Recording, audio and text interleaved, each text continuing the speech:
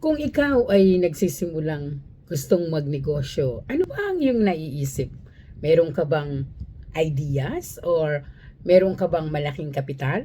Or ano yung iyong ima-market? Sino yung mga tina-target mo? So itong mga tatlo na to, kailangan aralin mo muna bago ka magsimula. Di po ba? Lalo na po yung kapital.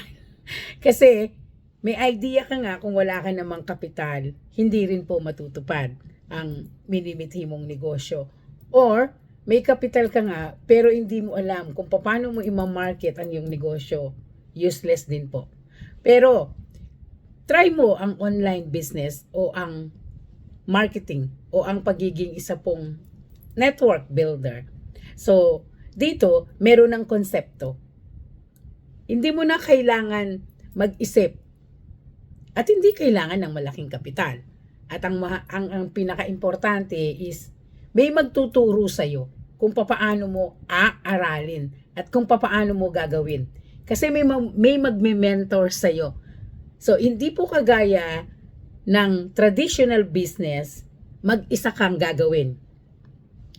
Dito sa pagbuo po ng isang network, hindi ka mag-isang gagawin. Meron kang makakasama. Ito po yung ginagamit na tinatawag nila na multi-level marketing. Yung pong kayang i-leverage ang iyong sarili sa pamamagitan po ng mga case system lang.